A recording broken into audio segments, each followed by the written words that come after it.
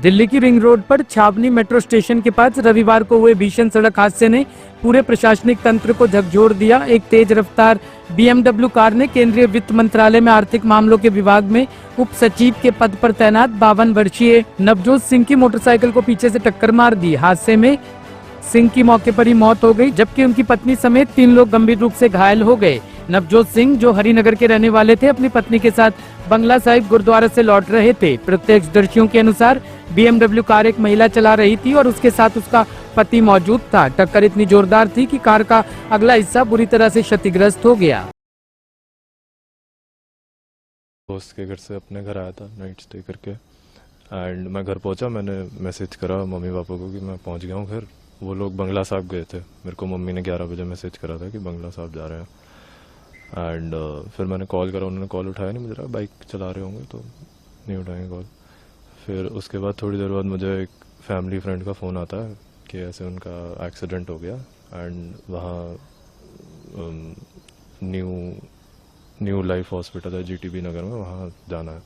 तो उन्होंने मुझे पिक करा और लेके गए। थैंकफुली क्या हुआ था कि वैसे तो एक्सीडेंट के टाइम मेरे मम्मी पापा दोनों अनकॉन्शियस थे, बट मम्मी को बाद में कॉन्शियसनेस रिगेन हो गई थी। एंड उनको नंबर नहीं याद आ रहा था किसी का भी, मेरा भी नहीं आ रहा था एंड और किसी का भी नहीं आ रहा था। तो उन्होंने एक ऐसे बोल दिया कि एक हॉस्पिटल में हमारे ये फ्रेंड है तो उनको बता दो, क्योंकि वो ट्रेसेबल था।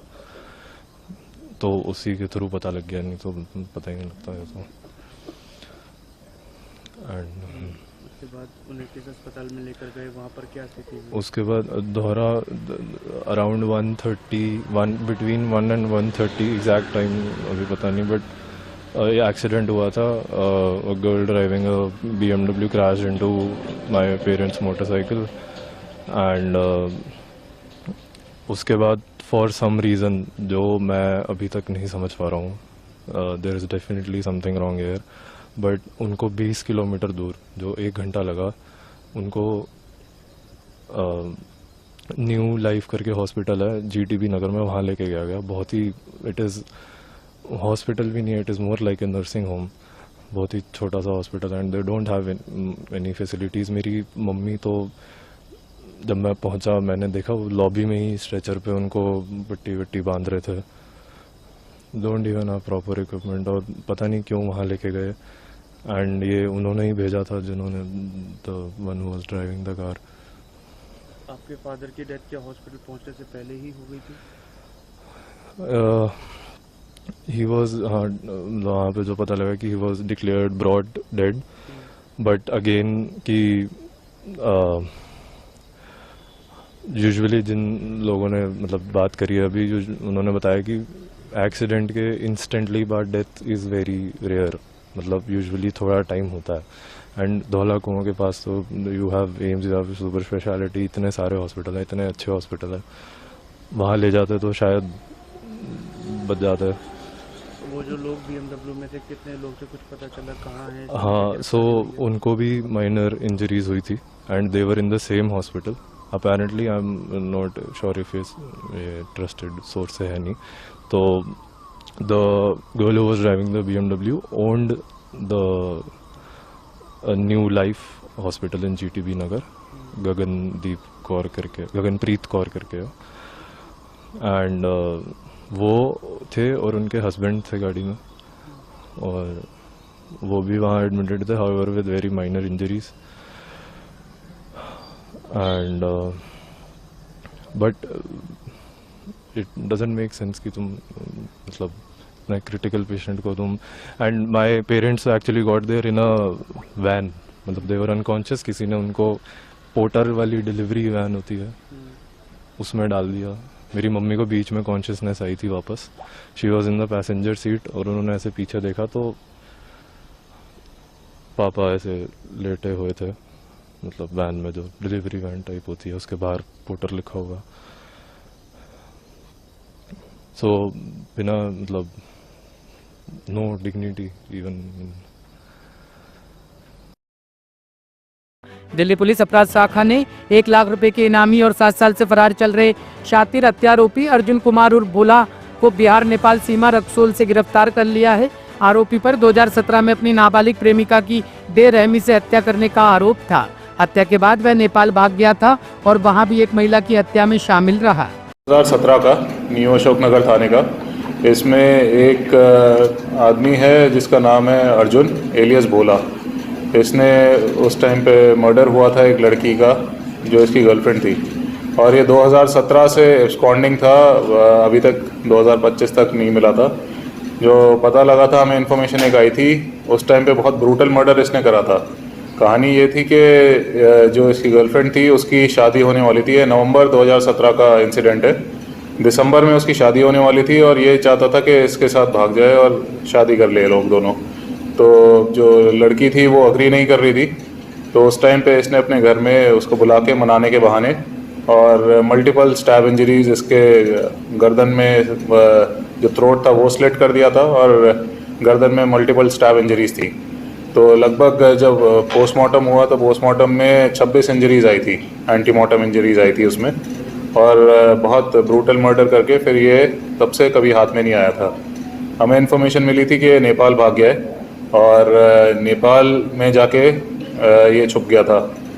फिर एक इन्फॉर्मेशन हमें पता लगी कि ये आदमी वहाँ पर भी एक सिमिलर मर्डर उसने करा था, वहाँ पर भी मर्डर के लिए बंद हुआ था और वहाँ पे 25 साल की उसको उम्र कैद हो रखी थी। वहाँ पे इसका एक दोस्त था नौशाद का सिमिलर एक मैटर था।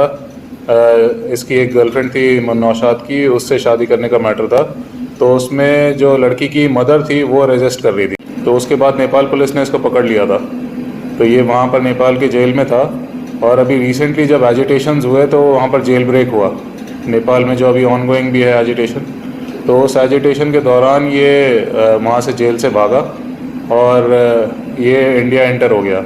तो इसने जैसे ही बॉर्डर पार करा, हमें इन्फॉर्मेशन मिल चुकी थी, हमारी क्राइम टीम ने बड़ा स्विफ्टली उसको वहाँ पे एप्रीहेंड करके बिहार से, रक्सौल बॉर्डर से यहाँ पर दिल्ली लेकर आ गए। सर, ये नेपाल से कैसे एंटर किया इंडिया में, और कैसे जहाँ आपने गिरफ्तार किया वहाँ तक कैसे पहुँचा? ये नेपाल से काफ़ी सारे लोग अभी जैसे एजिटेशन चल रहे हैं तो साथ में मूव हो रहे हैं इंडिया की तरफ। तो इंडिया हमेशा से असाइलम देता रहा है ऐसे लोगों को, तो ये बॉर्डर के रास्ते से आया है। तो एक बार वो एग्जामिन करना ज़रूरी है कि सच बता रहे कि झूठ बता रहे, सही रास्ते से आया है कि नहीं। और ये तो तय है कि नेपाल में एजिटेशन के बाद ही वहाँ भाग गया है। हाँ, उसमें एक जेल ब्रेक हुआ जिसमें जेल के काफ़ी सारे कैदी वहाँ से भागे हुए हैं। तो उनमें से एक कैदी ये भी था, और ये बॉर्डर पार करके फिर इंडिया में एंटर हो गया। इसकी गिरफ्तारी इसको हमने रक्सौल से पकड़ा था, बिहार में। तो इस तरीके से जेल से भागे होंगे जो कैदी होंगे सर, इंडिया में एंटर होने की संभावना है? हो भी सकता है सर। वहाँ किस मामले में? वहाँ पे मर्डर, वहाँ पे एक इसका एक दोस्त था नौशाद, उसकी गर्लफ्रेंड थी, उसकी मदर को इसने मार दिया था। मदर महिलाओं को टारगेट कर रहा था, उसमें अपनी गर्लफ्रेंड को मारना, फिर दूसरे की गर्लफ्रेंड की मदर को मारना। जैसा लग रहा है कि इसने एक इंसिडेंट यहाँ पे कर दिया था और 8 साल हो गए थे, तो उसकी हिम्मत थोड़ी बढ़ गई होगी। उसको लगा होगा कि दोबारा ये पकड़ा नहीं जाएगा अगर इस तरह का इंसिडेंट कर भी देता है। तो यहाँ से भी वो 8 साल से भागा हुआ था, तो उसको लगा था इतना सेंसेशनल ब्रूटल मर्डर करके ही भागा, उसके बाद भी नहीं पकड़ा जा रहा है। लेकिन ये वहाँ पे पकड़ा गया था और यहाँ पर एंटर होने के बाद हमारी टीम ने फिर पकड़ लिया इसको। वहाँ पे मोटिव ये था कि नौशाद जो इसका दोस्त था, उसकी गर्लफ्रेंड थी, उस गर्लफ्रेंड से नौशाद से शादी करने के लिए उसकी माँ मना कर रही थी। जो लेडी की, जो उसकी गर्लफ्रेंड की मदर थी, वो मना कर रही थी, तो उसके रेजिस्टेंस के कारण उसने उसका मर्डर कर दिया था। उत्तर पूर्वी दिल्ली के न्यू उस्मानपुर इलाके में स्थित होटल फ्लोरिस में उस समय हड़कंप मच गया जब एक कमरे से स्थानीय युवक का शव बरामद हुआ। मृतक की पहचान मोहित गर्ग के रूप में हुई है, जो न्यू उस्मानपुर का ही निवासी था। पुलिस ने मौके पर पहुंचकर शव को कब्जे में लेकर पोस्टमार्टम के लिए भेज दिया है और मामले की गहनता से जांच शुरू कर दी है। इसके साथ ही परिजनों ने होटल फ्लोरिस पर भी सवाल उठाए हैं। उनका कहना है कि होटल मानकों के खिलाफ संचालन कर रहा है और इस पर प्रशासन को कार्रवाई करनी चाहिए। मेरा नाम सौरभ गर्ग है, मेरा भतीजा है जी, ये उसके फादर है मिस्टर नरेंद्र गर्ग जी।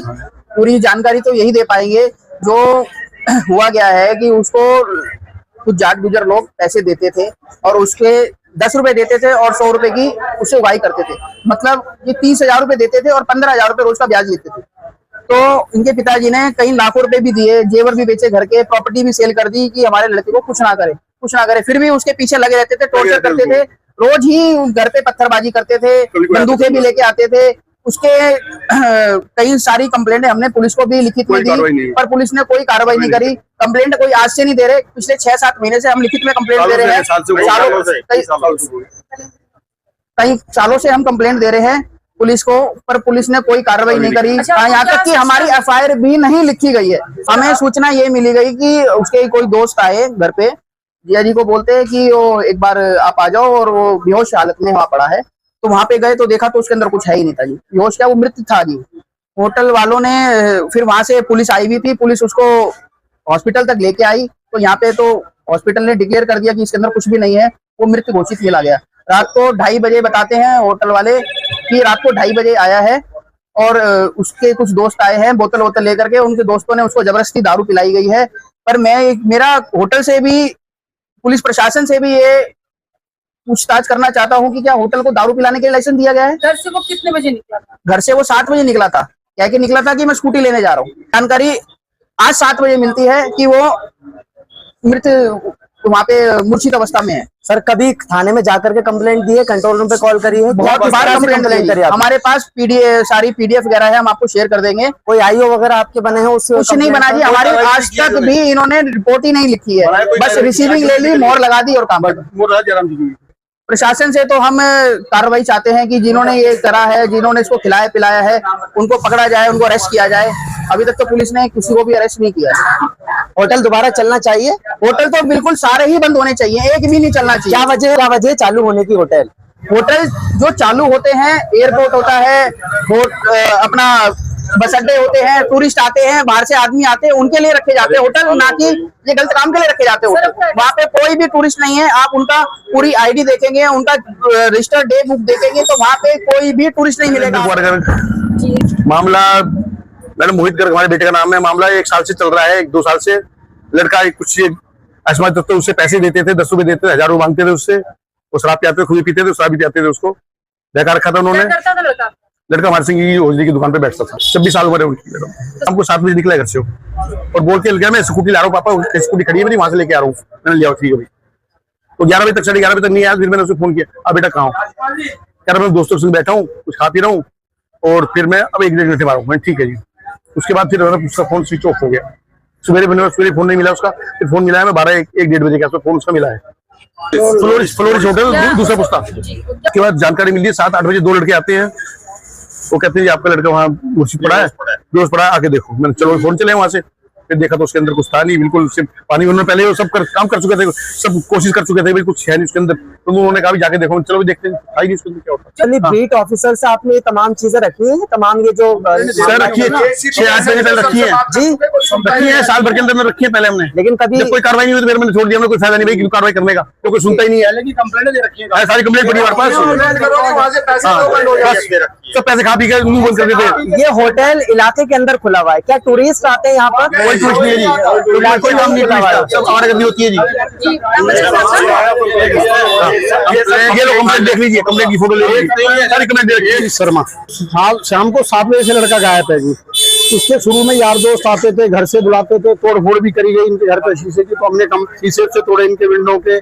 फिर कंप्लेंट भी दी गई थाने के अंदर, ये कंप्लेंट दी है साल भर के अंदर सारी घटनाएं कराई है जी। और पैसे की डिमांड मुझे देना, मुझे दे तुम्हारी एक नहीं है। ये देखो कभी नहीं रहता, ये देखिए ये थाने की सब कंप्लेंट है, देखिए ये स्टैंप लगी है सर।